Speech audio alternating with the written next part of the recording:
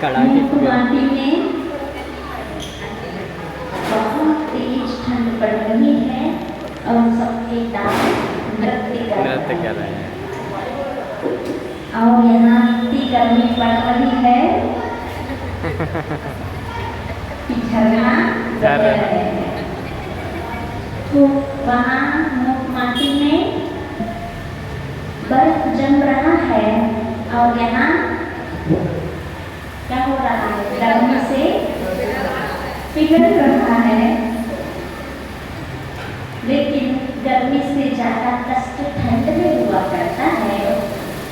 ये अपन कल सुन के आए थे, इसलिए नीचे नीचे नलकों में ठंड हुआ करता है और ऊपर नलकों में तपन हुआ करता है। तो यहाँ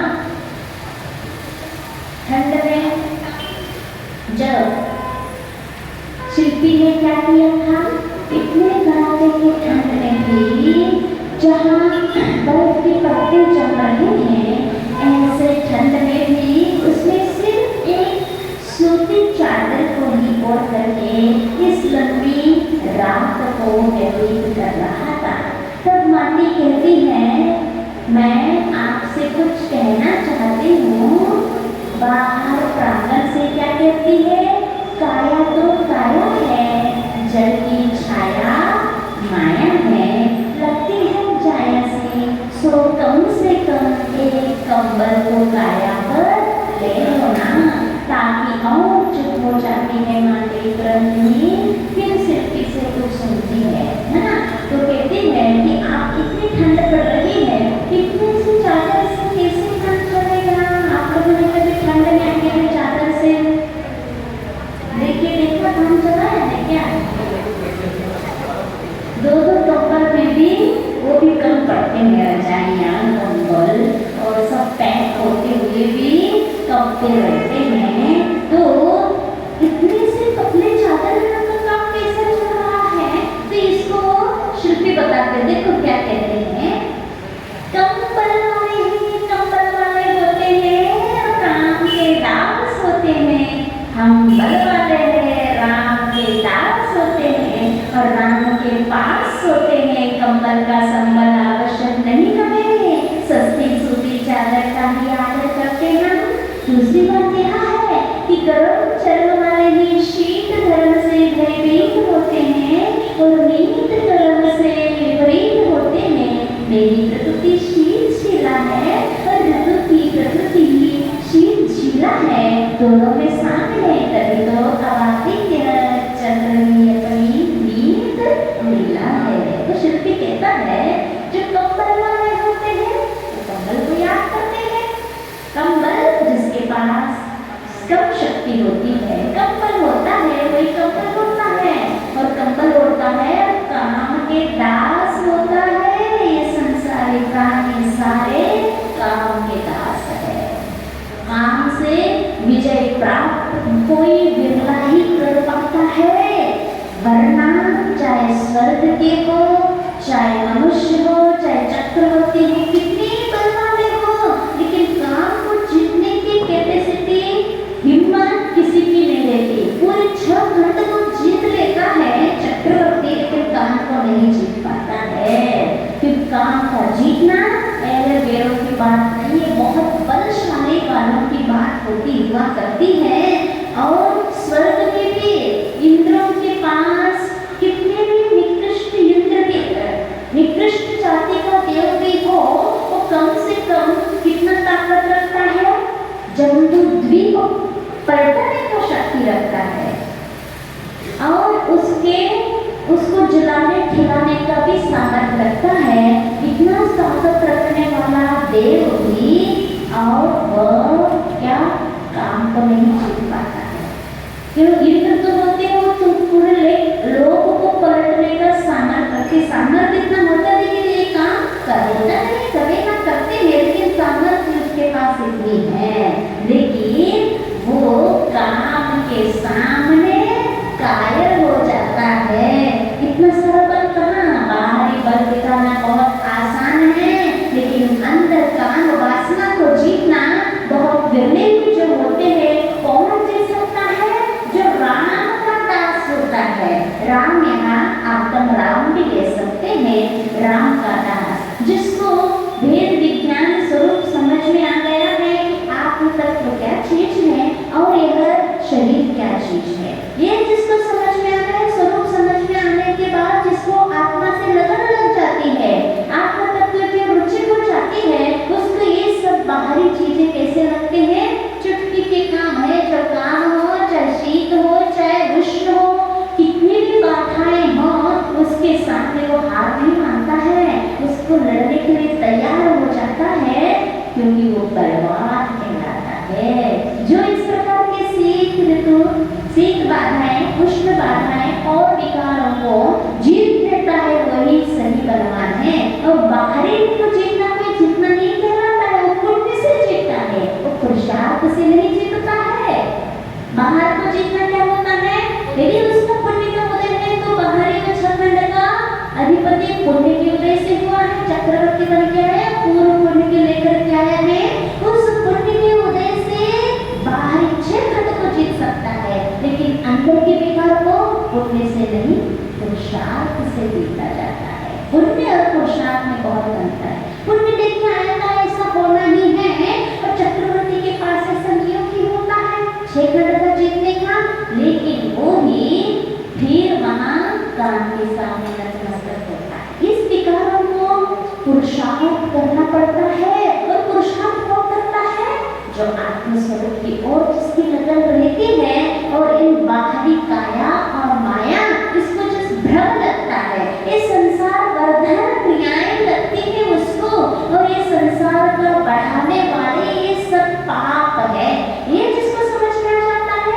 और ये संसार बढ़ाने वाले इन कामों से जिसको उदास तक छा जाती है, वही पुरुषार्थ कर सकता है, और वो राम का दास होता है। ये कह रहे हैं कि जो कम बल वाले होते हैं वो काम के दास होते हैं, हम बल वाले हैं राम के दास होते हैं, राम के पास सोते हैं।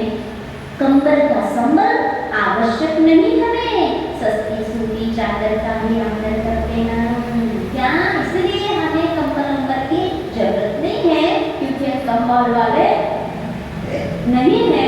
इस ठंड को निकालने के लिए मात्र एक पतली सी चादर ही मुझे पर्याप्त है। और क्या है, गरम चर्म वाले माने जो थोड़े थोड़े में आक्रोशित हो जाते हैं, उद्वेग हो जाते हैं, कहते ना कि बहुत गरम दल वाला है, गरम तासीर वाला है, ये गरम तासीर वालों को ही इन सब चीजों की जरूरत रहती है, सहन करने की शक्ति उनके पास नहीं रहती। शक्ति तो सबके पास है, लेकिन उसका उपयोग कहाँ कर रहा है हर व्यक्ति, बाहर में।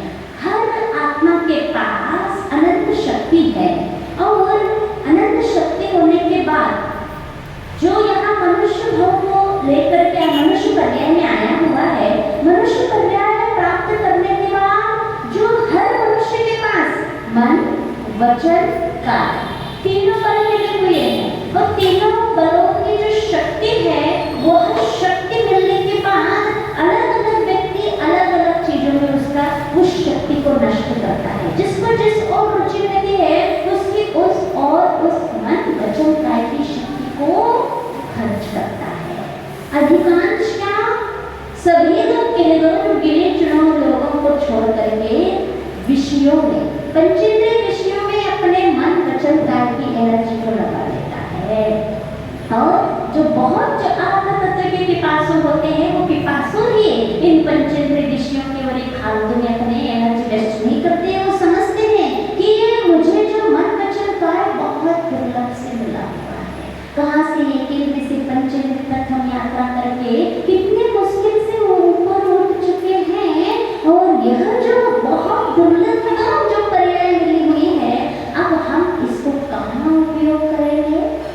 जैसे देखिए 3 चीजें होती है, एक हीरा, मोती, जवाहर, ये धन माना गया है, सोना, चांदी, ये भी धन माने गए हैं, और आपके जो रुपये पैसे हैं, ये भी धन है। सोना, चांदी, जवाहर किसके पास होते हैं, जो बहुत सेठ साहूकार भी नहीं, मतलब राजा होते हैं, और राजघराना के पास, रानियों के पास ये हीरा, जवाहर, मोती आदि या बहुत बड़े सेठ होते हैं, उनके पास होते हैं।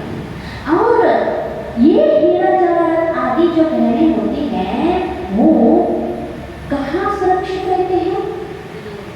में, लॉकर में। और कब कब पहना जाता है? जब विशेष कुछ कार्यक्रम होता है तब पहना जाता है। और सोना चांदी किसके पास रहते हैं? उससे थोड़ा सा कम दर्जे वाला व्यक्ति होते हैं, उसके पास सोना चांदी, मीडियम व्यक्ति के पास भी सोना चांदी पाया जाता है। और रुपया पैसा, जो गरीब कितना भी गरीब हो उसके पास 10-50 रुपए तो होते हैं। ये तीन चीजें जो होते हैं, जो तीनों जिसके पास रहते हैं वो बहुत रईस व्यक्ति है। और जिसके पास दो होते हैं, मेरा नती कुछ नहीं लेकिन सोना चांदी पैसा है तो थोड़ा कम है। और जिसके पास मात्र पैसा है वो बहुत गरीब व्यक्ति माना जाता है। ऐसे ही मन, वचन और काय, ये तीन चीजें हमारी निधियां हैं। हाँ, हमारे दौलत है, हमारी संपत्ति है। जो एकीकृत होता है उनके पास मात्र काय है, शरीर है, वो बहुत गरीब है। गरीब है तो फिर उसके बाद प्रश्न आ जाते हैं, तो वहाँ वचन प्रवृत्तियां आ जाती है। वचन योग आ जाता है, जो भी 2 इंद्रिय से लेकर के पंचेंद्रिय तक सबके पास वचन है, तो वो थोड़ा सा रईस हो गया, थोड़ा से वहां से ऊपर उठ गया, उसके पास एक और संपत्ति आ गई, क्या? वचन योग। और मन किसके पास रहता है? जो पंचेंद्रिय संगी होता है उसी के पास मन होता है। और ये मन मिलना तो मान लो हम राजा महाराजा बन गए हैं। जैसे जवाहरत हीरा मोती जिसके पास होता है, हमारे पास मन आया, हमें बहुत ऊपर उठे हुए व्यक्ति हैं, बहुत ऊंचे आए हुए प्राणी हैं। और इसके पाने के बाद हम इन तीनों चीजों को कब कहाँ उपयोग करना चाहिए, ये हमें बहुत जागृत होकर के सोच समझ करके उसका उपयोग करना चाहिए। जवाहरत हीरा मोती के गहने कब उपयोग करते हैं? बहुत कभी त्योहार में कोई विशेष प्रोग्राम रहता है तब। ये क्या है? मन को कब कहाँ चलाना चाहिए? उल्टा होता है अपने साथ, मन को तो खूब चलाते रहते हैं, उससे कम वचन चलता है और काय और उससे कम। आजकल तो बस एसी में बैठो, कारों में घूमो, बस हो गया। काय को ज्यादा फालतू चलाना ही नहीं है, बैठे बैठे दिमाग चलाओ, सब काम हो जाता है। ज्यादा से ज्यादा हो तो अपने जेब में से इतनी सी डिबिया निकालो और बस अंगुली चलाओ, सारा काम बन जाता है। ये आजकल मेहनत किसी से कुछ नहीं होता है, तो ये काय चलाने के लिए आजकल बहुत कष्ट होता है। वचन तो उससे ज्यादा जब चाहे मुँह चलाते रहते हैं, है ना।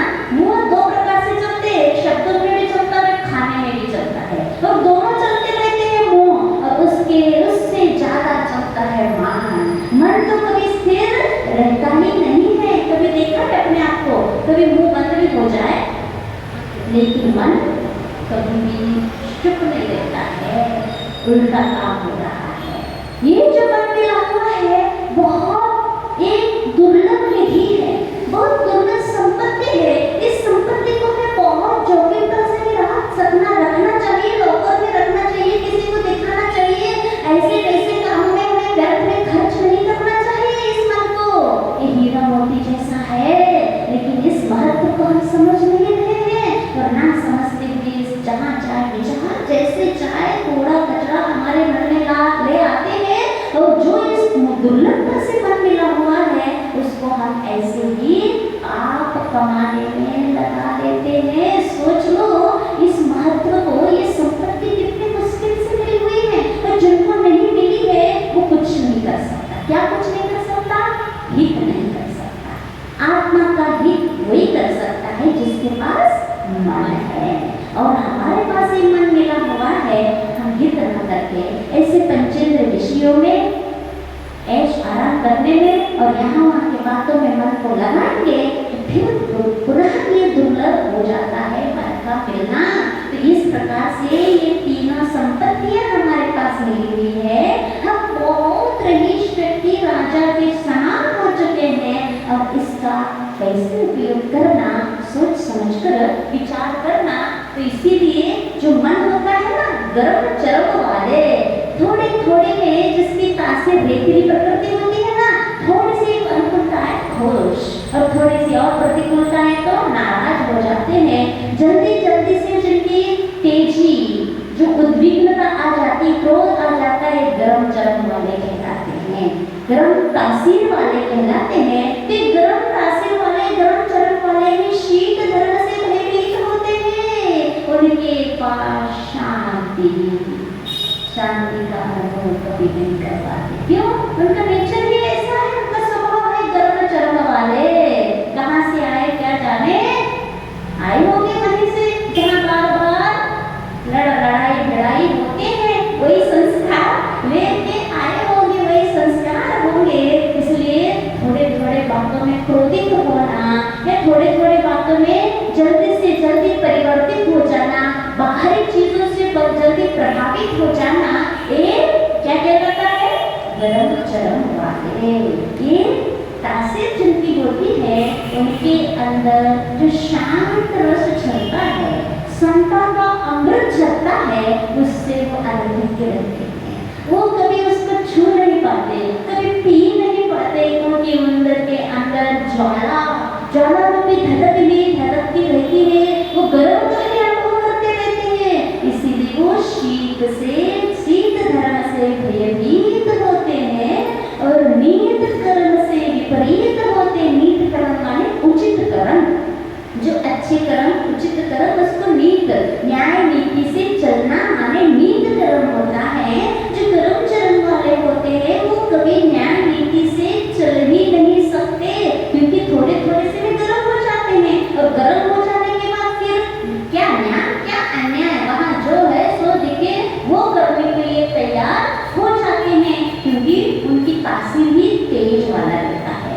और मेरी प्रकृति शीतशिला है और रिद्धि की प्रकृति भी शीतशिला है। देखो क्या अच्छा है, हम भी शांत आत्माएं हैं, हमारे अंदर भी शांत अमृत चल रहा है और बाहरी वातावरण भी शीत है, हम भी शीत और बाहर भी शीत। इसलिए अपनी बनती दोनों की दोस्ती कहाँ बनती है? जहाँ दोनों के विचार मिलते हैं, दोनों की प्रकृतियां मिलती हैं, वही दोस्ती चलती है।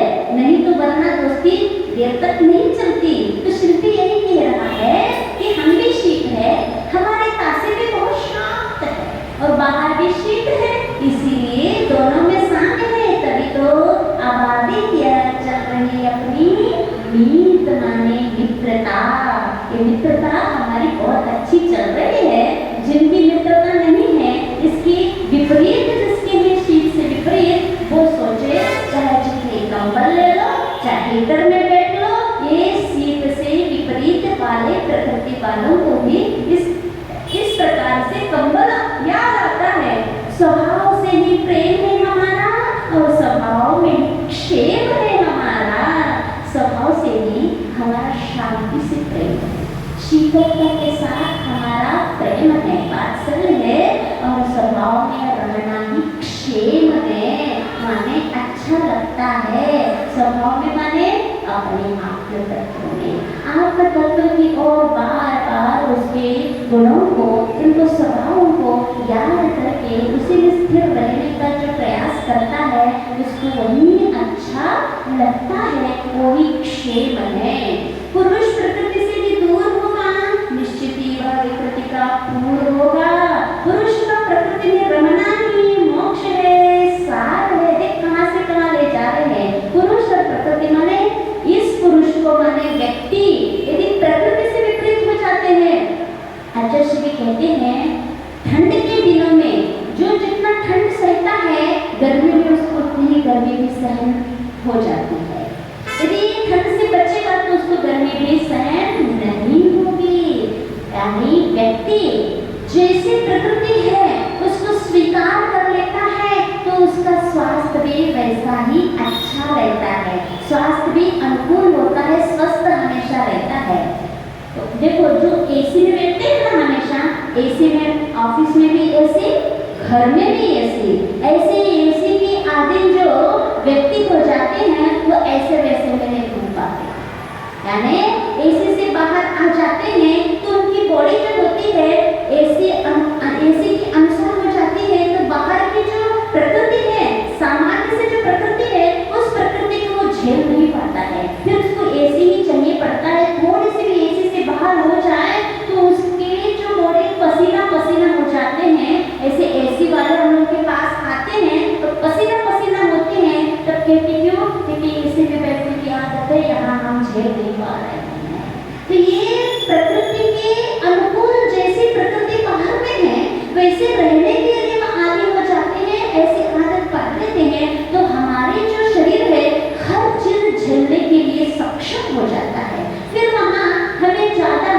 कोई भी ऐसी प्रकृति के विकार आ जाते हैं तो प्रतिकार करने की कोई भी वहाँ जरूरत नहीं होती, क्योंकि हमने अपने शरीर को इसी रूप में ढालने का प्रयास किया है शुरू से। इसीलिए चाहे शीत आए चाहे गर्मी आ जाए, हर प्रकृति का सामने करने के लिए सामर्थ्य हमारे पास होना चाहिए। सामर्थ्य तो है लेकिन हम डर जाते हैं, जल्दी से प्रतिकार करते हैं, उससे बचने के लिए उपाय ढूंढने लगते हैं। इसीलिए हमारा शरीर भी उसी में ढल जाता है, उसी में ढल जाता है। तो फिर हम इस प्रकार के प्रकृति की शीत उष्णता को झेल नहीं पाते हैं। तो यहाँ ये कह रहे हैं कि निश्चित विकृत का पुरुष का प्रकृति में रमना ही मोक्ष है, सार है। देखो यहाँ दो प्रकार से कर सकते हैं। बाहरी प्रकृति का झेलने से यहाँ व्यक्ति के अंदर कैपेसिटी आ जाती, स्वस्थ रहता है। और यदि अध्यात्म दृष्टि से यहाँ देखें तो पुरुष माने आत्मा और प्रकृति माने आत्मा का जो स्वभाव है, उस आत्मा को अपने आत्मा के स्वभाव में रमना ही मोक्ष है। ये अध्यात्म में ही अर्थ निकला है कि पुरुष का प्रकृति में रमना ही मोक्ष है, सार है, और अन्यत्र रमना ही भ्रमणा है, मोह है, संसार है। इसलिए पुरुषों, हे भव्य आत्माओं, यदि पुरुष हो आप तो पुरुष में ही, अपने में ही रहने का प्रयास करें। अन्यत्र जाओगे तो वहाँ कष्ट ही कष्ट है, पीड़ा ही पीड़ा है। अपने घर में जो सुख है, शांति है, वो अन्य कहीं नहीं मिलेगा। लेकिन अपनी आदत ऐसी पड़ चुकी है, जैसे बताओ कैसे, बुरा नहीं मानना, ये हर संसारी प्राणी की दशा बता रही हूँ। जैसे कुत्ता होता है, हाँ, कुत्ता की आदत क्या होती है? गंदे खाने की, गंदे में मुंह मारने की। लेकिन जो पले कुत्ते होते हैं, हाँ, आजकल बहुत शौक होता है व्यक्तियों को, ये फैशन है, भले माँ बाप को ना पले लेकिन कुत्ते तो जरूर हमारे घर में होना चाहिए। तो कुत्ता पालते हैं और उसको ब्रेड बिस्किट जो भी उसका खाना होता है वो खिलाते हैं। और जब हम लोग देखते हैं बिहार आदि में, वो पले कुत्ते वो ही खाते हैं जो ब्रेड बिस्किट आदि होते हैं, लेकिन उसको घुमाने के लिए कुत्ते को ले जाते हैं। तो वो कुत्ता क्या करता है, यदि सड़क में यदि गंदगी हो तो उसमें मुंह मारता है। ये कुत्ते की आदत होती है। हाँ, बहुत खुल गए आजकल शहरों में, हाँ, हर दूसरी गली में कुत्तों के लिए बिस्किट। हाँ, कुत्तों के जो खान पान होता है ना, उसकी भी दुकानें खुल गई हैं। अब उसके सोने और खिलाने और पहने कपड़े के भी खुलेंगे, कोई बड़ी बात नहीं है। इसमें खाने पीने के खुलेंगे तो पहनाव के लिए खुल जाएंगे, इसमें क्या आश्चर्य है? क्योंकि ये कुशुद्ध ज्ञान है। कौन सा ज्ञान है? कुशुद्ध ज्ञान। इसी चीजों में जिनका दिमाग चलता रहता है विपरीत में, तो ये कुशुद्ध ज्ञान कहलाता है। मिथ्यात्व के अतिरेक से ऐसा होता रहता है। तो ये कहना है हमारा स्वभाव ऐसा हो गया संसारी प्राणी का, हमारा स्वभाव है आनंद अमृत विंदराग अमृत पीने का। लेकिन संसार में हम ऐसे भटक रहे हैं, तो कितनी भी अच्छी बातें बता दो, स्वरूप की बातें बता दो, धर्म की बातें बता दो, कितना ही अच्छे खिलाओ, लेकिन जैसे ही फिर बाहर जाते हैं सभा से बाहर, वो वहाँ क्या मारेंगे, वो मारेंगे विषय का। ये नेचर हमारा स्वभाव संसारी आत्मा का हो चुका है। तो इससे बचने के लिए अब हमें कुत्ता नहीं बनना है, हमें अच्छा कोई व्यक्ति बनना है। क्योंकि हम विषय दशा में मुंह मार मार के अपने को ऐसा नीच योनियों में अपने आप को भटका दिया है। अब नीच योनियों से या उच्च योनियों से ये उच्च और नीच समाप्त करके हमें उच्च माने बहुत ऊपर सिद्ध जाति में जाकर के मिलना है। कब होगा? ये तब होगा जब पुरुष का प्रकृति में रमण होगा, तभी मोक्ष की संभावना है। और अन्यत्र रमना ही भ्रमणा है। अन्यत्र जहाँ भी हमारा मन वचन काया याद रखना हमारी संपत्ति में, और उसको हमें कहाँ खर्च करना है। तो ये कि अन्यत्र खर्च करोगे, जहाँ चाहे खर्च करोगे, तो हम क्या कहलाएंगे? मूर्ख कहलाएंगे। ऐसा कोई राजा होता कि जहाँ चाहे अपने जवाहरात हीरा आदि को जहाँ चाहे दे रहा हो और खर्च करके अपने भंडार को खाली कर रहा हो। हाँ, वो होशियारी होता है कि हमारे रत्न कहाँ देना है, सोना चांदी कहाँ देना है और पैसे कहाँ खर्च करना है। यदि हम ये मन वचन कार्य की दुर्लभता को जान करके इसको जहाँ जहाँ खर्च करना है, कितना करना है, एक अनुपात से हर समय अनुपात होना चाहिए, इसका यदि हम समझे तो हम जो आज मन हमें प्राप्त हुआ है उसका पाना सार्थक हो जाएगा। तो हम अन्यत्र यदि मन को लगा लेते हैं, विषयों में यदि हमेशा मन लगा लेते हैं तो यही भ्रमणा है, यही संसार में भ्रमण करने का कारण है।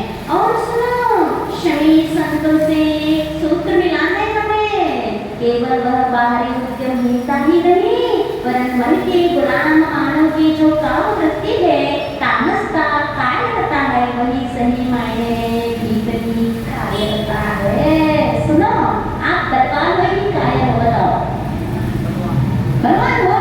अब सुनना, इसकी परिभाषा सुनना। पहले बलवान की परिभाषा कह के आए हैं, जो बलवान होते हैं वो काम के वश में नहीं होते हैं। और कायर कौन होता है, ये कह रहे हैं। किससे सूत्र मिला है इसको?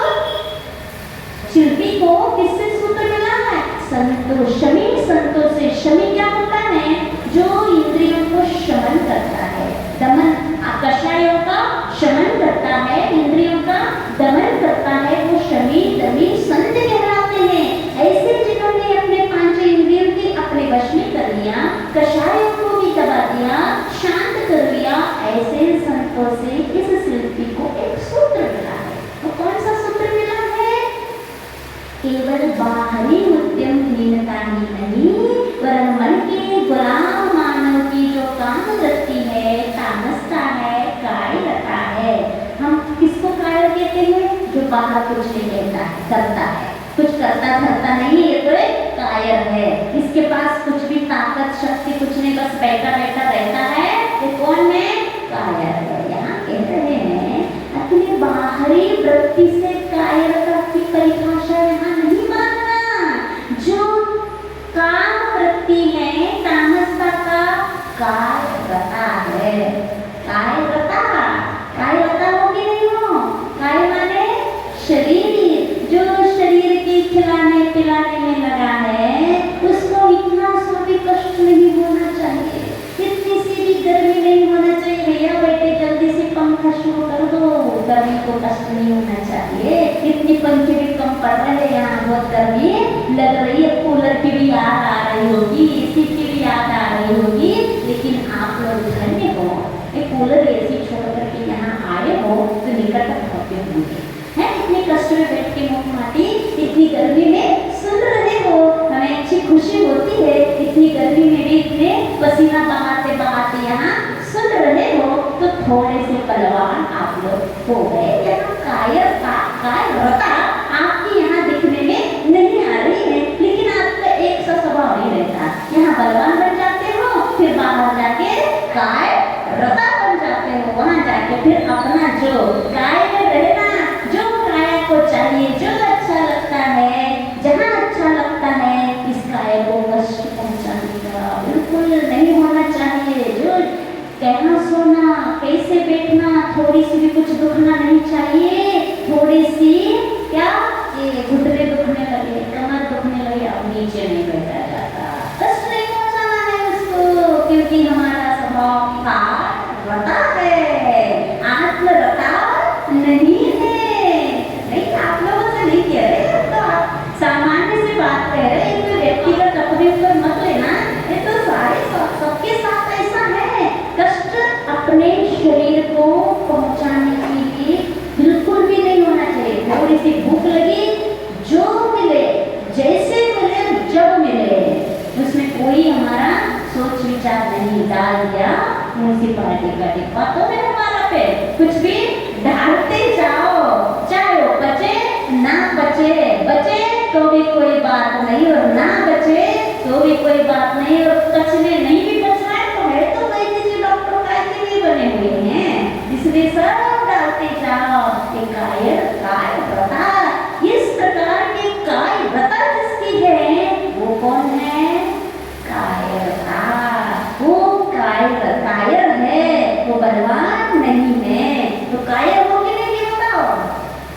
अभी कह रहे हैं बलवान है, अब बताओ बलवान हो कि कायर हो? हाँ, अपने मुंह से बताओ। हाँ, जो हो बताओ, क्या वही सही मायने में भीतरी कायरता है। सुनो, सही सुनो, क्या कह रहे हैं, सुनो, सही सुनो, मनोयोग से आकार में रत हो जा।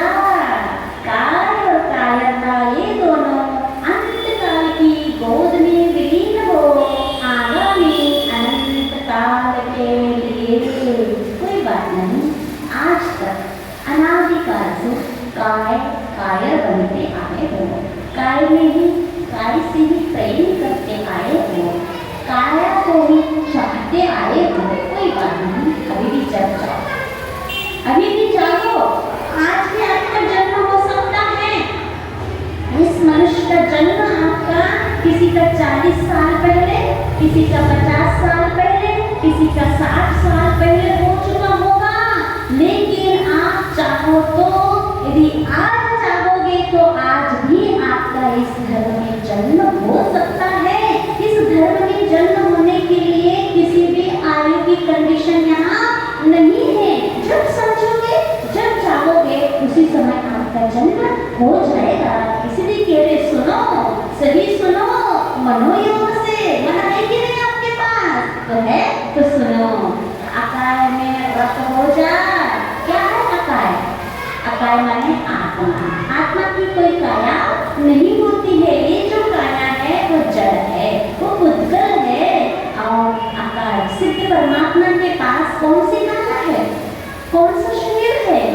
ज्ञान शरीर कर्म मद वर्जित से महंता। क्या है?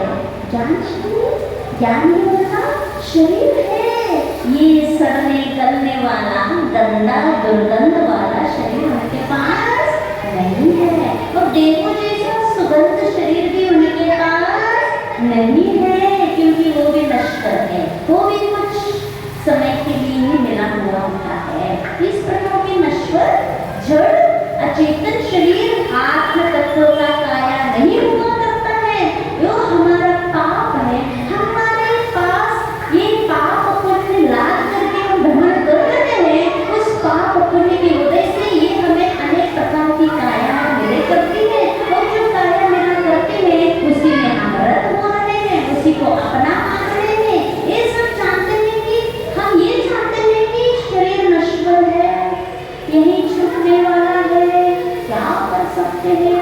जब कोई दिवंगत हो जाता है, चल बसता है, तब बैठने जाते हो, तब क्या समझाते हैं? क्या करें, संसार है, सबको एक दिन जाना है, रो मत। और अपने घर में कोई खत्म हो जाए तो कहाँ गए वो देश में? तब वहाँ रोना धोना चिल्लाना प्रारंभ हो जाता है। तो ये जो होता है वो बुजुर्ग के साथ तो हम कह देते हैं एक बात लेने के लिए, लेकिन अंतर से समझो, उसको समझ करके वैसे जीवो। आचार्य धर्म यही कह रहे हैं, अब का अकाय में रत हो जा। अब अनंत काल निकल गए आपके काय में रहते रहते, अब सिर्फ एक भाव दे दो। अनंत काल कहाँ दे दिया आपने? काय के लिए दे दिया। काय में रहते रहते अनादिकाल अनंत भाव निकल गए। क्या एक भाव दे दोगे आप? एकमात्र भाव। इतना हिम्मत, इतनी हिम्मत करो, इतने पुरुषार्थ करो कि सिर्फ एक भाव। एक को क्या करना है? काय को छोड़ करके अकाय में रत होना है। तो ऐसा यदि करोगे तो ये दोनों अंतकाल की गोद में काय और कायरता है ना, दो चीजें क्या है अंतकाल के लिए आपके पूरे समाप्त हो जाएंगे। यदि एक बार अकाय में रत हो जाओगे, काय और कायरता अंतकाल की गोद में विलीन हो, आगामी अंतकाल के लिए एक बार ज्ञान शरीर प्राप्त हो जाता है, सिद्ध अवस्था प्राप्त हो जाती है, तो कभी यहाँ लौटना नहीं होता है। इसीलिए यहाँ कहा कि ये आज अच्छे से अंगूठी में बांध के जाना। क्या बांध के जाना है? बलवान कौन है और काय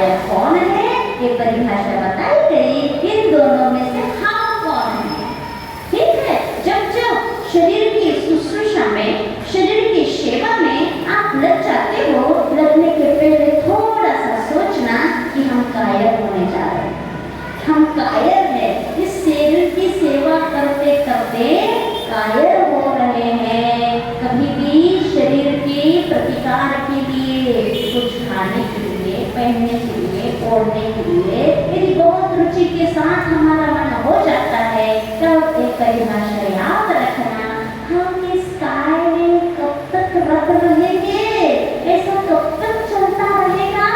मुख माटी में आया है, एक बार हट जाओ इस काया से मुख मोड़ लो और काय की ओर अपने मुख कर लो, तो ये काया हमेशा हमेशा के लिए समाप्त हो जाएंगे और हमेशा के लिए फिर हम अनंत सुख को प्राप्त करेंगे। याद रहेगा, जब जब काया की ओर आपकी दृष्टि जाएगी, सेवा करने के भाव आएंगे, पीड़ा दूर करने के भाव आएंगे, करो ये नहीं कर रहे, खाने पीने के लिए छुड़ा रहे हैं, लेकिन इतना समझ के तो करो कम से कम। खा रहे किसके लिए, पी रहे किसके लिए, पहन रहे किसके लिए, इतना आएगा ना तो ये जरूर आएगा कि क्या खाना है, क्या पीना है और क्या पहनना है। क्योंकि ये यदि समझ हमारे अंदर आ गई कि ये काहे रखा है, काहे रहना है और ये काहे मिलेगा, अब रहना, अब काय को पा लिया, अब क्या करना है, एक काया को चलाना है, तब ये जागृति आएगी, ठीक है भैया इसको चलाना है तो थोड़ा बहुत इसकी भी सुन लो, फिर वहाँ रुचि के साथ नहीं करना है, ऐसा समझ करके फिर किया जाएगा। करने में बहुत अंतर होता है। एक साधु भी करता है, ऐसा नहीं कि वो काय को छोड़ के ही बैठा है, लेकिन करने में जो ये समझा है कि हमें काय नहीं बनना है, तो बहुत उसका थोड़ा बहुत सुन लेता है। लेकिन जो काय जो प्रेम करता है, बहुत आत्मीयता है काय से, तो दिन रात कुछ नहीं सोचता है, जरूरत से ज्यादा ही दे देता है उसको, इसलिए उधम मचाता है आपके साथ। आचार्य भगवान श्री विद्यासागर जी महाराज की जय।